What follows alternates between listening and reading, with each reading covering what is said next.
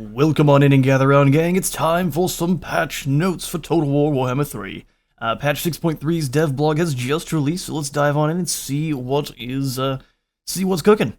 Hey folks, we're expecting to publish the full release notes for patch 6.3 this Friday, so we've got a couple days, followed by the update itself next week. But if you can't wait that long, join us tomorrow on Rally Point. We'll be playing and discussing patch 6.3 live on stream.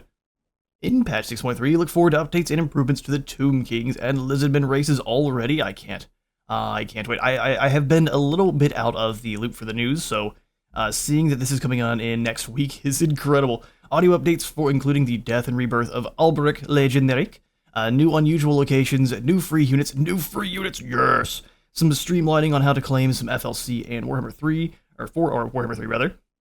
As well as a little bit of extra blood spatter for everyone who likes to stick their noses right into the thick of it during battle. Yes, for those of you who are either, Coronate or very Slaneshi. This week, we have Senior QA Live Technician Liam Newman covering the changes and improvements coming to the Tomb Kings and Lizardmen. Principal Designer Mitch with the sports and weather on unusual locations and more. Sam, John, and Chris for an update from the audio department. And Game Director Todor Nikolov with a quick breakdown of Warhammer 3's FLC and how we've simplified how to get it. With that, over to Liam. Thank you, Steve, Community Manager, and Pixel Daddy. Howdy, I'm Liam Newman, Senior Live QA Technician on Total War Warhammer 3. Typically, I can be found in our bug area. That sounds rather moist and horrible. Horrible. That's the word I'm looking for. Working on bugs, I've come out of my cave to talk through what we've cooked up on the Tomb Kings and Lizardmen for patch 6.3 as part of what I call Warhammer 3ifying. As we've mentioned before in our stream, these updates are not full reworks, but they do come directly from the ongoing feedback we receive from you, whether through our community hub, our legacy forums, Reddit, and the general chatter we see out there online, so thank you for it, and I hope you enjoyed the updates in this patch. We've worked to capture your ideas and find solutions to your pain points in the changes below, as well as in other updates that you can discover by jumping into this patch after it releases next week. Typically, you were fine continuing with an existing campaign when we update a patch, but for this patch, we'd recommend a fresh campaign due to the amount of changes made across the board in the trait rebalance alongside the Tomb King and Lizardmen changes. I see, so we probably won't want to start up a new one then until. We'll be probably just doing a couple of streams and trying to keep up with our Elspeth, and I'm not going to make any promises besides, so Elspeth for sure will stream this week. That's enough of a hello for me, but below are some more words I have, but with headings, pictures, and more details coming, or on the changes coming into 6.3. So first up, the Tomb Kings. They are my favorite races in Warhammer Fantasy. They're my favorite neutral fantasy race for sure. And in Total War Warhammer 2. But having played them a while ago in Warhammer 3, a little bit of their sparkle has gone. The aim of these changes is just to bring back that freshness to this race in the world of Warhammer 3. For this update, we've done something here for everyone, no matter your playstyle or goals. The team have enjoyed playing the updated experience back here, so we hope you do as well, and always let us know any feedback you have. Areas that we have focused on tweaking and improving here, simply put, pace. Long distances between the Books of Nagash locations and a far slower early to mid-game than other races, hardly something worthy of the majesty the Tomb Kings deserve. Canopic jars feel like they trail off mid-campaign and feel like a resource that can be used for more than solely increasing army capacity. Technology tree and landmarks felt like they lacked impact, so we've added more meaningful bonuses to make each unlock feel more powerful and give them a bit more oomph. Personally, sometimes I want to get a few of the main players in the race and have a party. Can't do that with the Tomb Kings yet. Confederations. When we're playing with the Tomb Kings, you can now confederate the other Tomb Kings factions as below in this chart.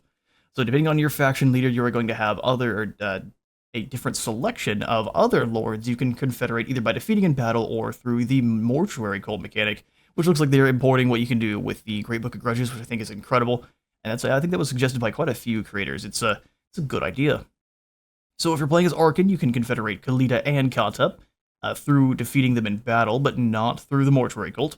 For Khalida, you can do this with Katep, which, unless they change for Katep's stores, it's gonna be very difficult to get to him, but I mean, that's great. Or you can do it through the mortuary cult. For Katep, Khalida the same way.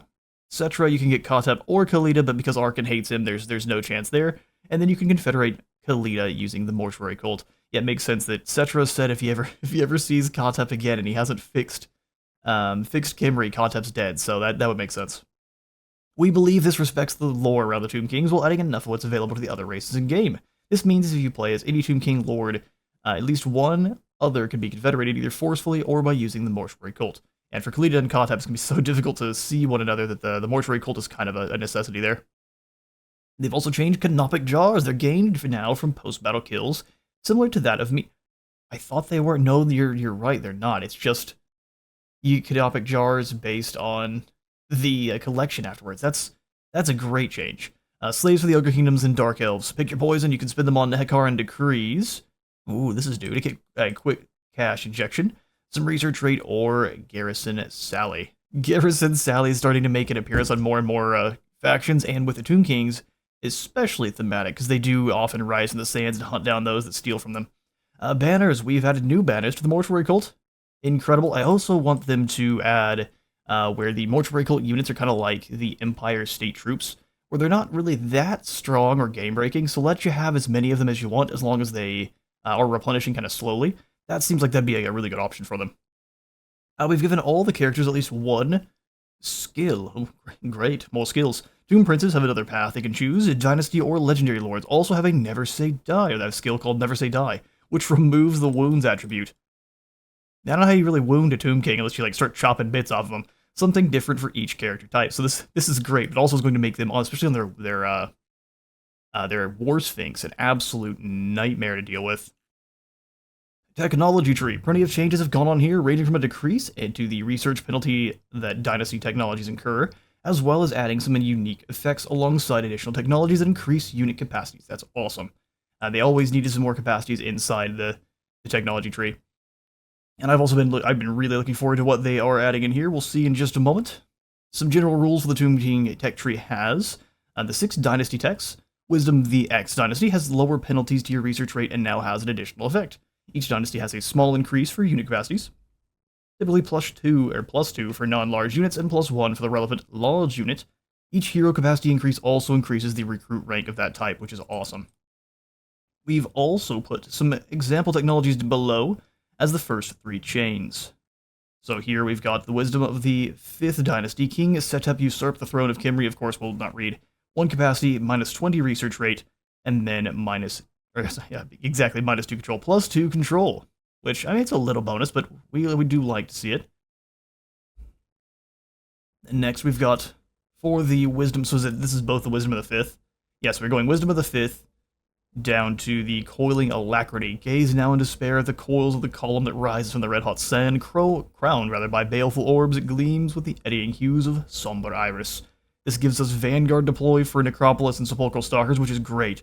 But the crazy thing is it gives them Wayfarer, so they become rockets. These are now going to be very fast units that are very hard to stop. Terrain will now, they'll completely ignore terrain, and they'll also move at the speed of light.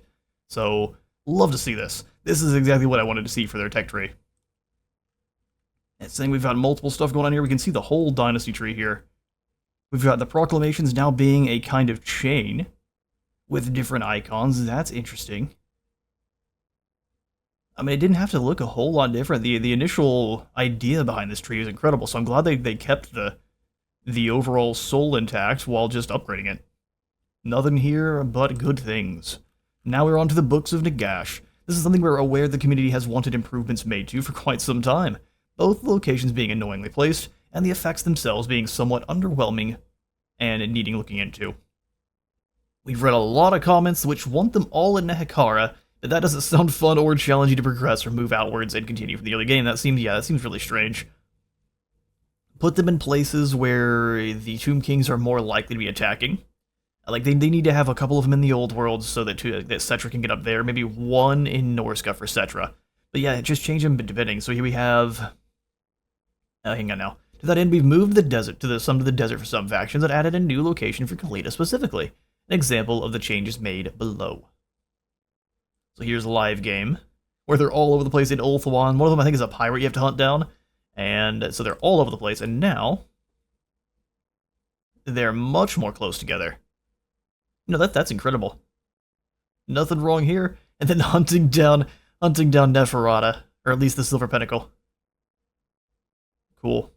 Now I'm here for that. Books of Nagash effects. Some of the effects were all actually not bad. Fair enough, so they've only had minor increases in effects, and also have had additional effects applied. Each book provides an improvement to Dune Restoration, which can restore fallen construct units post-battle. Oh, more and more units are coming back from the dead. Each book will improve the chance and effectiveness of this further. So for the 5th book of Nagash specifically, we've got extra capacity, extra tomb, or capacity for Tomb Guard with the halberds and sword and shield and skeleton chariots, and then Dune Restoration, restoring construct units plus 3%. And then 2% hit points. Pretty cool, pretty cool.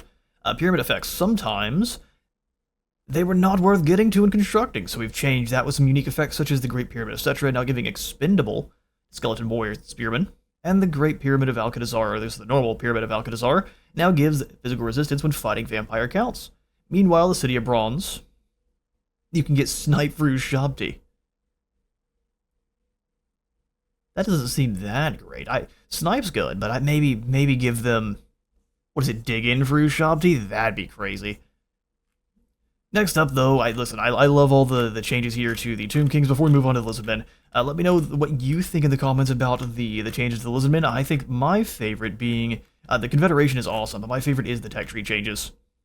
I can't wait to get in here and see what else we've got besides just Wayfarer for Necropolis Knights and Sepulchral Stalkers. I think Stalkers start with Vanguard deploy, so that's kind of an interesting one. But Wayfarer for them is awesome. They'll almost never be getting caught unless someone has some very, very fast elite cavalry. Alright, moving on along to Lizardmen. Areas we've focused on tweaking and improving is the tech tree, of course. Economy, big dinos needed some love, and skill trees and needed some sprucing up. So scritches for the big boys, and they're changing up the skill trees a bit. Technology tree, to cut to the chase, we've improved it significantly. Just looking at this here, yeah, that's incredible. We've got the 2-tier system, or the different pages.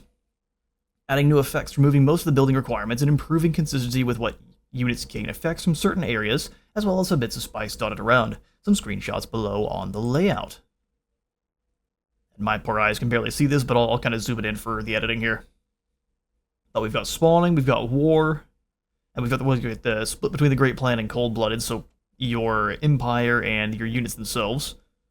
Spawning, war. A lot of them are still here, probably with some new effects. Agents of the Elders. Sequence of heroism. Interesting. Cool. The campaign focus part of the Lizardmen tree. That's what we're just looking at. And then the military side, which has Saurus, Beasts, Guardians, Skinks, and Cavalry. Cool. I might have just called this Symbiosis or something, not necessarily Cavalry.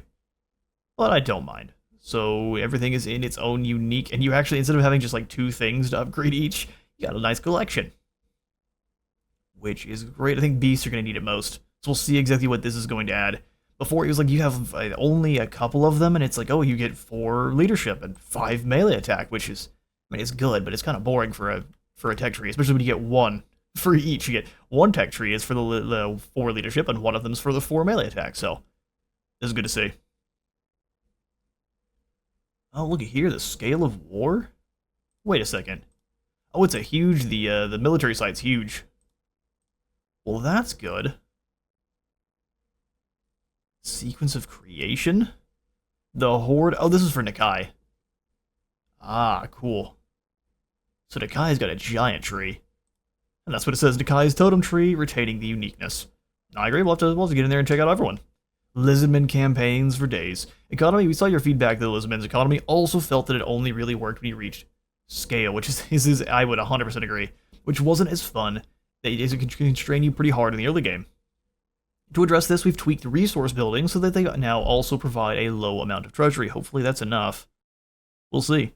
There's also been a lot of number nudging, increasing, decreasing some numbers a small amount. Plenty of values that didn't seem right in Warhammer 3, so building costs, construction times, and outputs have changed across the board. In addition to that, we've added another tier to the Dread Saurian chain. Having a cap of 1 per province always felt a bit sad. After all, the Lizardmen are the oldest of all, and so have been here for a very long time. I doubt they only have 1 Dread Saurian for every 100 square miles. It depends on how grumpy those Dread Saurians are, and how hungry they are. Next up, though, we have Wallbreaker. This doesn't tell us much of aside from just that they have changed numbers, so we'll have to wait to get in there to see exactly. And I'm betting our patch notes on Friday are going to be much more detailed. Next up, though, we have Wallbreaker, so yes, we know it's a bit late given that the dinosaurs are the... Get out of here, you. Oldest of beings, white cheeky. All beasts now have Wallbreaker.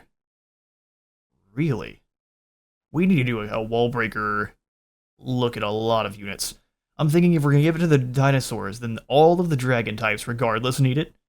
That means the frost worms too, for Kislev. Anything large enough that it absolutely easily could tear down the walls needs wall breaker, and that would be things are gonna look all right in the world. So find a way to we start incorporating rather the siege rework and some of the feedback that the community's added, and then also looking at wall breaker kind of across the board. But I'd like to see this. All monsters excluding Croxagors, Wallbreaker for the biggest and baddest dinos in town felt right, and I agree. Almost every unique skill for the Lizardmen has been closely looked at, with some gaining a replacement or a new effect. Some key takeaways are heroes now have minor blessings available to them, smaller versions of the Lord blessings. That's a great change. Mazda Money now starts with Soul Quench in campaign. Thank you, Lore Master. I think it was Lore Master Sotek that has been hammering them about this for a long time, and anyone else has as well. We appreciate you. Soul Quench, as opposed to just having... I think he just has the Harmonic Convergence, which is... It's a good spell, but the whichever one is healing. It's not enough. Soul Quench is great. A change was also requested by... Oh yeah, it says it right here. I should have read a little bit further, but thank you, Lore Master Sotek. Something that makes him a more formidable starting character. As he should be. He's the strongest Slawn around. Strongest living Slawn. All heroes gained additional skills, and their capacities and rank are now brought in line with the races that have done full reworks and DLCs for. Oh, that's awesome. Faction tinting as well. Oh, we've got a better color scheme. Look at this. For the Cult of Sotek. Oh, look at they actually have proper war paint on.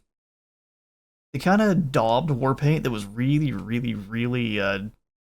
what's the word? It was dull and not very well applied. This is incredible looking. Most units in the game are affected by faction colors. Lizardmen are no exception, but a lot of the non-feral dinosaurs didn't have a tint. That has been changed with 6.3. We've increased the amount of tinting on Saurus warriors so they give off a different feel with whatever faction as you fight as or against. This was something we've seen so much feedback about over the few years, and we hope you really enjoy the results. Yeah, this looks incredible. The original was just... It's like really hastily done, poorly done war paint, and now they've got some proper Lizardman war paint. That's great. So this was the Hexawaddle spears, and now they look like this. Yeah, see, that's a proper sunburst effect. The Lizardmen are getting quite the glow up. And now we've got blessed units. Free units of the 6.3 patch. Oh, they're going to be the blessed ones. That's pretty cool. So we've got Chameleon Stalkers, Skink Cohort, Ripperdactyls, Sacred Croxagor, Pterodon Riders are the ones with the spears. Yeah, the poison ones. Razordon Hunting Pack, Salamanders, the Big Boy Salamander, and the Big Boy Stegodon with the Ballista. Awesome. Or is the Ancient Stegodon the one with the, it's got like the M16 Ballista, it shoots 3 of them. Either way. Incredible. Here's the entire roster of blessed units we've now added with these ones. With the additional blessed units being put in the game, we took the opportunity to take a look at the spawning system. The button is now always available, but recruiting the blessed units will require the use of spawning sequence, which can be earned via missions, commandments, and performing rites. Rituals like sacrifices to Sotek and Akai's temple rituals add 1 to your pool in addition to giving a resource. You don't necessarily need to recruit the unit that you have added to your pool. So they're like an order version of Nurgle now at the spawning pools. That's great. At least that's how I'm reading it. You have to have a certain resource and you can spawn them in anywhere. Awesome. Yeah, no, I can't wait.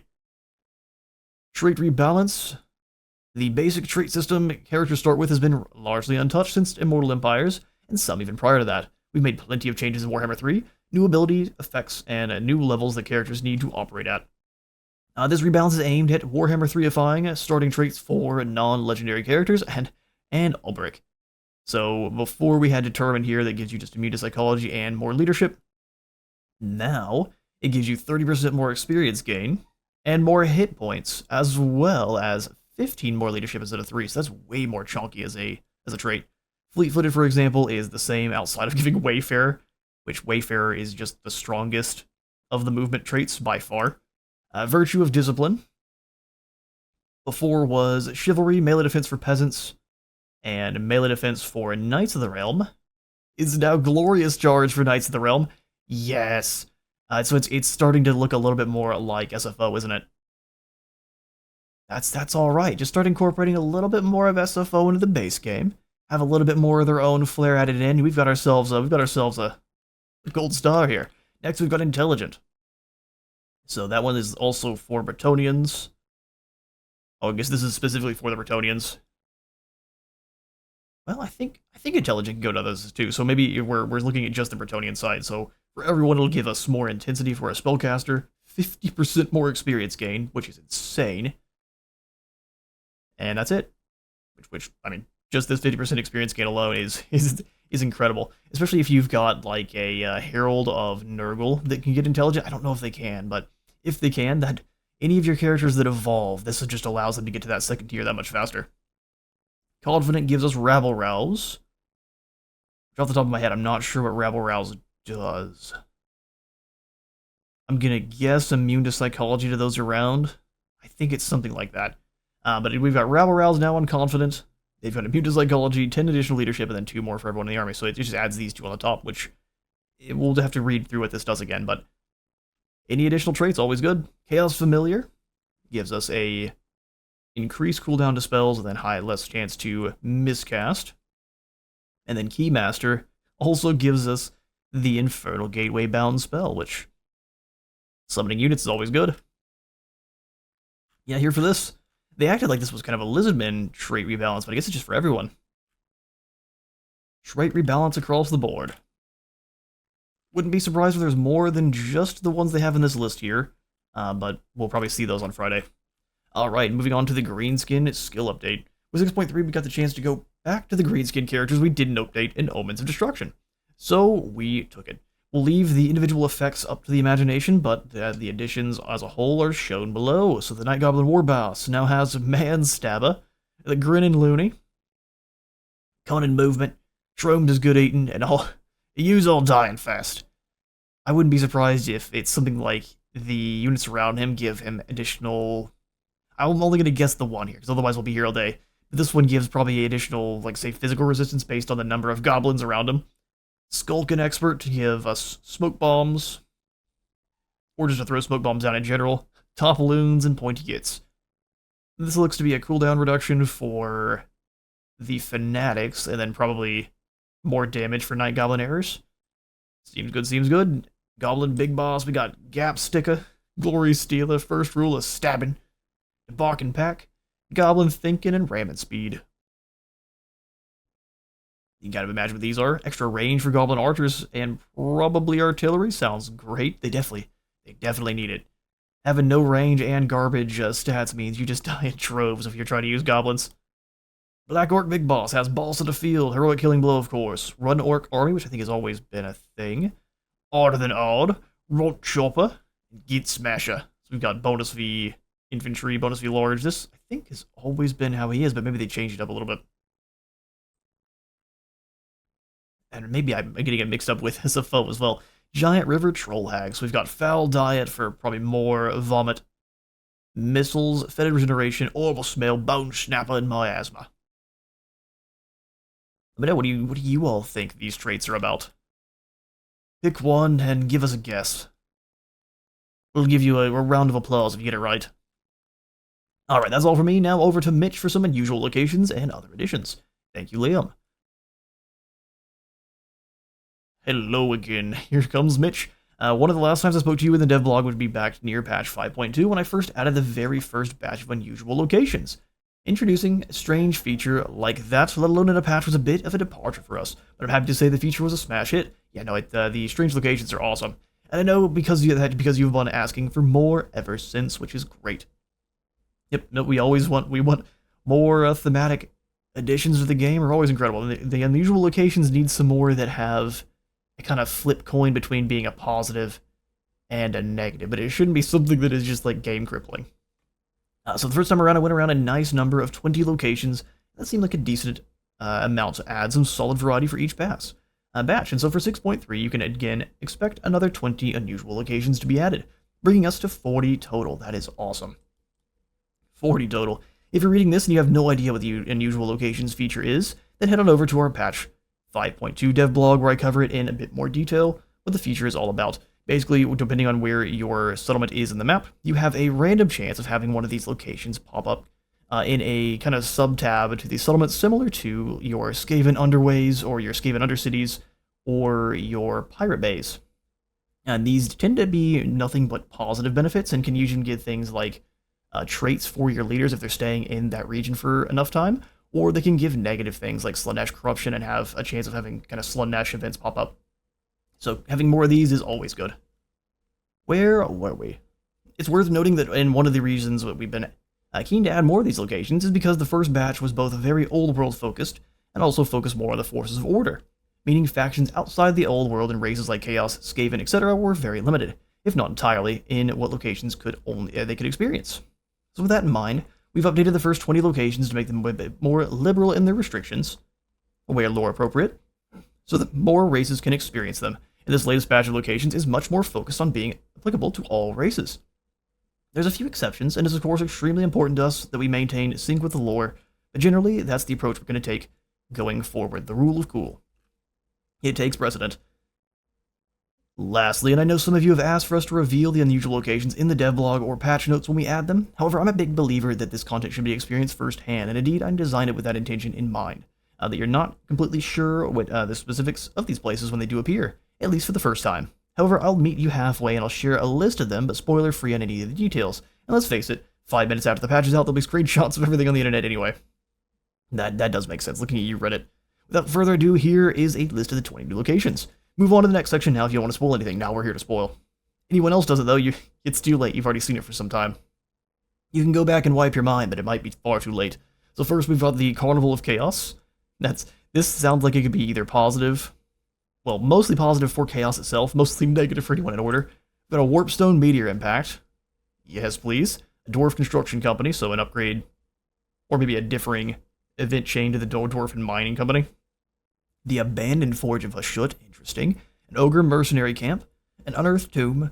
Primordial Spawning Pools. Covenant of the Crimson Plague. What an interesting name there. A Sartosan Vault. Cathayan Merchants. The Peg Street Pawnbroker. Purple Hand Cult. Underworld Sea Entrance. Really? So probably one that pops up mostly near the Dark Elves or over in Cathay. A Faulty Doom Sphere. I think I've seen this one leaked, but well, this Faulty Doom Sphere is awesome. A Dark Gift. Unstable Chaos Portal. Cult of the Crimson Skull. Cult of Pleasure. The Cabal, and then an Elven Enclave. So a whole list of new locations. Hopefully we get to see them as soon as possible once the patch drops. But let me know in the comments, what do you think that these are going to do? Pick one at random and give us a guess, or just guess all of them. I would love to see what you all think. Up next we have Camera Blood Splatter. A bit of an unexpected addition perhaps, but we decided to bring over to Total War Warhammer 3, the Camera Blood Splatter feature from Pharaoh. Interesting. I wonder who asked for that. The first thing to mention is that this isn't your jam, then fear not. As the course comes with the ability, or as it of course comes with the ability to turn it off or on in the graphic settings.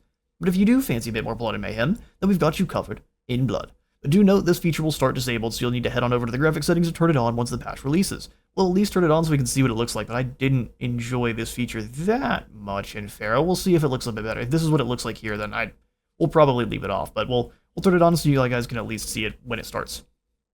If you're not familiar with this feature from Total War Pharaoh, then you can generally expect to see with the feature turned on is blood splatters hitting your screen when you're sufficiently zoomed close enough to the battle. They'll fade after a few seconds. That is not to block your view, they won't cover the center of your screen, just the periphery. I mean, that's kind of in the center. Doesn't fully block, but not really my jam for sure. The audio, what was really cool from Pharaoh was if they would roll through, the blood pools on the ground were much more dynamic, and they didn't just look like think of the old, what it reminds me of is the old, kind of the vomit splatters from Roller Coaster Tycoon. That's what some of the blood splatters remind me of in this game, but the Pharaoh ones were really detailed, and it would kind of pool up, especially in places that were water. The water would tint red, but if chariots would roll through or people would run through, then their footprints for a little while would stay bloody, and that was incredibly cool. I thought that mechanic was both brutal and awesome. This, though, is a little bit 300 and kind of goofy, but if you like it, then it's there for you to turn on. Onward to the audio. Hi there from the CA Audio team. We've been keeping an ear out for your feedback and have been hard at work with our partners over at Games Workshop to spruce up, expand, and record new voiceover work for Wulfric, Throg, and Albrecht de Bordelot. I can't wait to hear these. They better align with those characters and their lore and give them some extra flavor they're in need of. Throg alone is going to be so much cooler because he should be just... There's not a way to describe how much smarter he is going to sound from what he currently sounds. So you'll have to see whenever it comes out. Over in the Norskin corner, Wulfric's VO set has been expanded to match the VO sets for the Warhammer 3 Legendary Lords. It's still the tough and rugged performances before from Edward Dogagliani. Apologies if I butcher your name, but with more lines and more Norskin charm. Throg has a new, shiny new voice, which is much more in line with the lore and feedback from forums. This goes with a whole new script to match Warhammer 3 Legendary Lords original quest battles recorded with a new script and a new performance style. I can't wait. In fact, Throg is probably going to be our first campaign once this all goes in. We've got Throg, we have to figure out which of the Lizardmen we go for. Probably Mazdamundi, since he's got Stolquench now. So Throg and Mazdamundi coming on up? That sounds incredible. This goes with a whole new... We already read that. Heading on south, Albrecht de Generic is no more.